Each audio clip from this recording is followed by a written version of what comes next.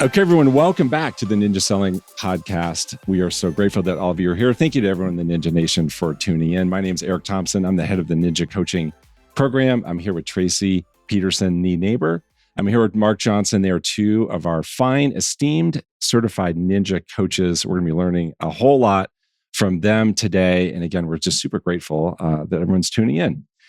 So why don't we do this just to start, you guys? Why don't we allow everyone to get to know the two of you a little bit better? Mm-hmm. Why don't you share for how long you've been coaching? When did you start coaching? And also curious to know how many people are you working with now? So Tracy, why don't we start with you? Go ahead and share a little bit about your coaching background. Great. Thanks, Eric. So I have been coaching since 2021, and I hold currently about 30 coaching clients. Got it. Yes. Got it. And I would guess they're from all over the place, right? All across the land. All across the country. Different companies, different markets, obviously, different places. Yeah. Yes. All around the country. I go all the way from the East Coast all the way to Hawaii. So yes. All right. So I have the full gamut of the country. Yeah, all the time zones. Yes. Yeah. I do coach in all time zones. Yeah. Maybe Alaska, but yeah. Great. Okay. Fantastic. Mark, how about you? Well, I've been coaching since 2016, and I've got about 40 clients I coach from Alaska, one time zone, all the way to the 4-hour time zone of Canada, down to Florida and Southern California. So I think I got about 28 states and 2 countries, I guess you could kind of say there. So it's a little bit all over. we are coast to coast here in this podcast. And so lots of insights, obviously, that you can share given all the different people that you work with, all the different markets. It's really fascinating to think about just the visibility that you have into all those places. So here's our topic that we came up with for today. Kind of a fun one, especially for us. And the question is, what's the difference between training and coaching? And so the three of us agree that there is a difference. I'm guessing that our audience would agree that there's a difference. And so we're going to dig into that a little bit and talk about that and talk about the value of each, because I think we would all agree each of those have value. But what's the difference? And so I know each of you have given thought to this. Yep. We played rock, paper, scissors before the podcast, and Mark won. So Mark, you're going to go first. Yep. So why don't you start? Kick us off. Tell us what comes up for you as a difference between training and coaching. I think what comes up for me, the first thing with training side of it is you're focusing, like when you come to an installation or when you go to something, you got to go to there, learn something. You got to go get better knowledge. You've got somebody up there kind of instructing and leading you along the way to get your skill set better. And you can come away from that. You get into small groups and they kind of lead you in that direction. I think when you get into coaching, especially like one-on-one coaching, it's focusing on the individual. You're kind of taking that information you're taking and how you're going to install it into their world and make it, work for them. And I kind of use like golf as an example. Golf is you have an instructor and it's instructor led, and you have a group of, let's say, 16 people that's going to learn, a skill set, let's say putting. Yep. And everybody's going to go out there and they're going to do it as a group. And then you got to work in maybe 4 small groups. And then a coach comes in, you're going to take Tracy aside on a different day, and we're going to work on putting with Tracy's skill set. And because there's a different height gender, right? We got, so there's going to be maybe a different stance, and we're going to work on, first, before we get going though, we're going to pull Tracy aside and go, okay, what are your goals? What do you want to accomplish today? And kind of start that base, which is probably perfect for you to kind of lead into some goal setting thoughts and ideas. Yeah, and what's interesting is I play golf too, so you can look up my handicap and you will not be impressed. Okay, so just so you know, I'll know that. But when you let's take the analogy of golf lessons, that it's like, okay, you bring them and you're taking this class. We're going to be looking at our swing and that kind of stuff. Well, great, that's the first class. Well, then in personal coaching, we're going to the person and saying, okay, so you've got the swing down and that's fantastic. So what's the next thing that's a challenge in your golf game? Sand? Oh, sand's tough. Okay, let's have the next one be sand. Or how about putting or your short game or whatever that looks like? So it's a custom one-on-one, not a one-size-fits-all program just for you. Right. Yes. Right. So if someone went through a golf training with a bunch of people, maybe in that training, they didn't spend enough time on sand traps and in the sand game, where that individual, that is absolutely their weakness in their game. I actually can't think of any golfer where the sand game wouldn't be right? So true. Right. But like you were saying, it's that hands-on customization of what does that person need, but using the training. Yes. So what's true for us in Ninja coaching, what's very effective in coaching if someone has been through the training, because then you make the coaching relevant to the training. And I'm guessing that both of you would agree with that. And that, like what comes up for you as I talk about that, how they go hand in hand. For me, what I go with is, and let's take it back. Let's take the analogy back to installation, because that's what we know and learn and love. The installation we have 100, 200 people in the room. Yeah. Great. We're all learning about time blocking. Let's say time blocking and the perfect week. Fantastic. Here's what you need in it. Da, da, da, da, da, da. We get into maybe a mastery group. That's 10 to 50 people. Okay, so. Have you done your time blocking? Do you have a perfect week? Yes. No, I don't know. I'm having some trouble with it. Go back, look at the descriptions again and work on it. Come back next week. With coaching, what we're doing is we are coming alongside you, next to you at the table, bringing up a chair next to you and going, okay, so tell me a little bit about your life. So do you pick up kids? Do you have sales meetings? Do you take care of mom and dad? Okay, all those things are non-negotiable. So now let's figure out how we put in all the things of the perfect week around your non-negotiables in your life. Yeah. We are partnering up together to help you through it. It's your perfect week, your life, your non-negotiables, but we'll help guide you through that so that you can get this project done. Right. And it's simply you saying, okay, show me your calendar. Yes. Which you can't do in a training or even a group coaching setting. Or the challenge is to setting up that perfect week, because maybe you have, let's say a person, whether, husband or wife or, partner that is in charge of kids from 7 to 9 and, 8 to 9, I'm supposed to make I'm supposed to work on the business. Well, that doesn't work for that style at that time. Yesterday was a aha moment because we're all here, for the Ninja Now session. And, there's a very, solid, very high producing ninja, concerned about those 50 live interviews. So, we just did it today, right? We went in and we go make your calls, random roulette call for 10 minutes. Everybody comes back. There's one person that talks about the success story.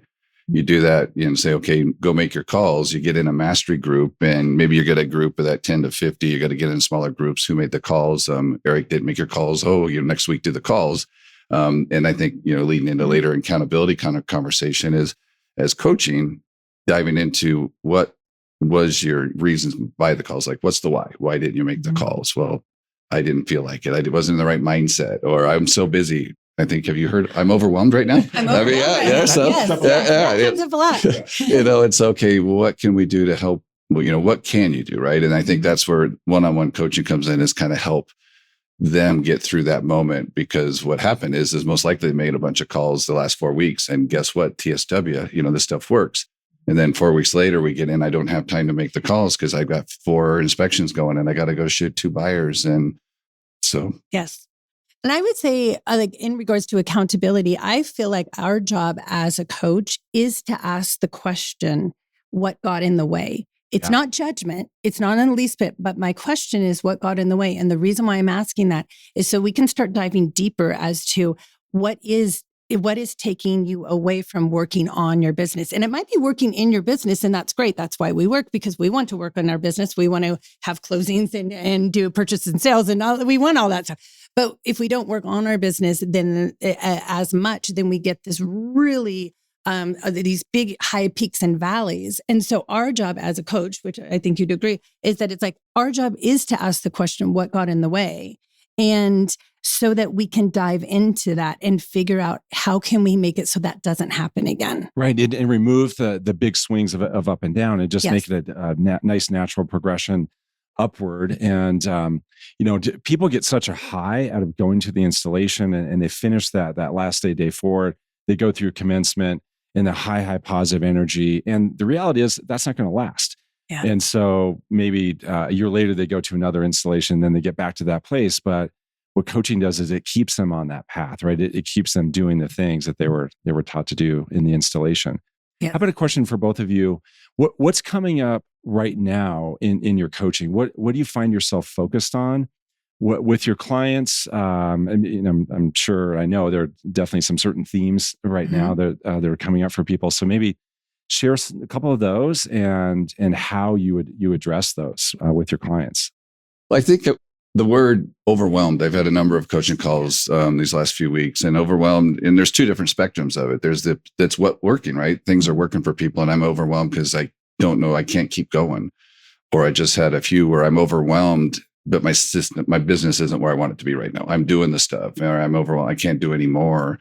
And then I think that's probably where the coaching side comes in. Good question for you is, now what do you do, right? How do we help that overwhelmed to kind of scale back so we can get back on? Because usually there's something why it's not working. Yeah. And, so that I think for us is it taking that time to dive into what's kind of going on. Mm-hmm. What would you say? I would say, I feel like right now, what's happening is people are really stuck in the weeds of their business. So they're stuck in, I have an inspection today. I need to book my photographer. They're stuck in the working in their business, which of course we want to be working in our business. Don't get me wrong. We want that. But we also need to make maybe working on our business, which to me is a conjunction of making sure that you come at looking at your business from a CEO or a business owner standpoint, so that you're not stuck in the day-to-day. You are thinking more outside, going, okay, what was my business flow calendar? When did I want to have that client appreciation event? I wanted it in November, let's say. Oh my gosh, well, we're getting closer. I need to start planning that. I need to start making sure that I have a save the date postcard and also an invitation postcard. And what am I going to do? Am I going to do pies? Whatever we're going to do. Making sure that people are really pulling that document back out, the business flow calendar, so they are running their business like a business and they're coming at it with a CEO mentality and making sure they're looking at the goals. Am I trending to my goal? Do I need to adjust my goal up, down, whatever it is? We need to look at stats. We need to look at the business flow calendar. If we don't, we're not running our business like a business. We're not a CEO. We're just a business on accident. Right. Exactly. And it's such a benefit of coaching is it gives you the chance to do that. So if someone's working with a coach or not, it's so important to build into your schedule periodically times to kind of pick your head up and look more holistically at your business and focus on your goal and focus on the strategy that, at a minimum once a quarter. I know that's something that we do within Ninja Coaching. We have a process for that to help someone check in and evaluate what's going on in their business. But yeah, it's just so natural to slip into that pattern where you just into the weeds, into the day-to-day of your business, of your life. Yeah. Just those habits that you have and never act as the CEO and look bigger picture. And I think some people show up as the employee for so much, right? Rather than the CEO. Yes. You do need to be in the employee sometimes. You do. Yeah. But you also need to be the CEO as well. Yeah. And that's a more valuable use of your time, right? It's, if you think of just dollars per hour, it's more valuable to doing the CEO related things than just employee related things. Yeah. Mark, how about you? What's coming up? Well, you both kept saying show up. And what's number 2 thing on Ninja 9? Show up, right? So true. And I think sometimes your coaching relationship is a little bit different every personality, right? We have 4 different personalities, and sometimes we have to be honest with some people. And it's like, why aren't you showing up? What's causing you to go back? Because it is a job. I mean, I think sometimes we get into this, I want all this freedom and stuff, but at some point we have to put in the effort to get to the opportunity, right? We all chose Ninja because it's a relationship style business. Well, we have to develop relationships. We got to get out there and do the activities. The positive is when you do it, it works. And I think, making sure we do show up and treat it as our job, to get out there and mix with people. And I think sometimes that gets lost in the weeds. That was a great point about it is we are choosing to be entrepreneurs and develop and we run this business. And I think, you have a trainer to help get you started. You have a trainer to put those things and processes in place. And then you can have a path where you can choose mastery or coaching or both. I mean, we both got a number of people where they do both because they do 2 unique different things and they can collaborate on helping you get to where you want to go with your business and your lifestyle. Exactly. Yes, absolutely. Exactly. So obviously the vast majority of our coaching clients have already attended the 4-day Ninja installation. Sometimes these coaching clients come to us right out of the installation. Mm-hmm. Sometimes it's later. So I'm curious, and by the way, this is not a prepared question, so it would just be kind of off the cuff, if that's all right. So what are some things that you hear from someone where it's been a little while since they've attended the installation? It's been a year or 2, let's say, and they come to you and say, I think I'm ready now. What are some common themes or common things that they want to work on. They say, I attended a while ago. Maybe I thought I could do it on my own, but I find I really need help with these particular things. Like what comes up for you as things on their mind that they want your help with? For me, the two things that come up with that kind of installation graduate is, one, they want accountability. They're like, I have all these fantastic ideas, all these things I know I should be doing, but I'm not doing them. Yeah. And when I have someone that I have said, I'm going to do X, I'm going to do the Ninja 9 this week, then when I meet with them the next week, they're like, guess what? I did the Ninja 9. I knew how to do it. I just needed to me telling you made me feel like I was going to do it. So the accountability is big. And the second one that I find a lot of folks, when they come back come to coaching after being in installation, let's say for a while, it's been a while, is real estate reviews. There's a lot of confusion and a lot of scarcity mindset on that, oh my gosh, it's going to be super salesy. I don't know how to do it. I don't know the forms. And they just really need a coach, I think, to break it down step by step. I do it with my coaching clients. I'll say, you know what? The first thing is you need a time block in your schedule for real estate reviews. And right now, you're not even going to be doing any of them. You're just going to be working on them. And the first thing that we're going to talk about is, how about a cover letter? Let's just work on a cover letter for that. And then the next step, how about let's just look at some names of some people that you'd like to do real estate reviews for. So just step by step. Broken down. Rather than real estate reviews. Right. Dun, dun, dun, dun. Right. I mean, that just feels like, it feels so overwhelming. Right. So That makes sense. Yeah. That's the second one that I get a lot with those kind of folks that you described. Yeah. Got it. How about you, Mark? I think same thing is, people like they're not showing up, or they were doing really good and then they're not doing really good anymore. Then you kind of go back as, it's really easy in 2020, 21 and 22 to be on accident and just partially show up. And then you had this business. Now we actually have to go back to being, an agent. Going into the real estate reviews, is one of my favorite things, right? If they don't usually trying to figure out what's going on with the real estate reviews. They don't know who to send it to. They don't know what to send it to, and they don't know how to do it. Yeah. And really kind of, initially just kind of breaking down to, well, anybody that is on your hot list, anybody that might be going through some life changes, anybody who helped them buy a house in the last year, or anity that's what's the market's like. Yes. Is in there, and then kind of helping them dive into that. And then the what is something you feel comfortable and confident, because the three of us might have something completely different because of our style and personality. And I think people think it has to be a presentation. All it is a vehicle to get a conversation going, right? Because on 20-minute conversation, 4 minutes is on the real estate review, 16 minutes is on, Tracy, when are you guys going golfing next, right? Or, Eric, when you guys going skiing in the middle of winter, whatever we might know about each other. It's an opportunity to get in there. And I think once people realize it's really a simple system and helping us get out of their own head. And I think that's probably one of the biggest things they're looking for is helping somebody put them on the path that they're trying to find. And sometimes they don't know where to find it. Right. Yes. Yeah. The real estate review is such a good example of something that can come across as being completely overwhelming. Yes. Where do I even start with someone's help, or at least on your own? Just break it into small little steps and don't make it a big, daunting, overwhelming thing. Okay, so we covered a lot today. It's great as we talked about this difference between training and coaching. I think some of the highlights for me, some of the big takeaways and ahas would be to run your business like a business, to act like a CEO, show up. People really want accountability. And we talked about breaking down the real estate reviews. But I think going back to the main theme of today, training and coaching, they work hand in hand. So it's not, I know all of us would agree, it's not one or the other. Yeah. It's the two of them together work so well. You learn the concept, you get the roadmap, you're shown how in the training.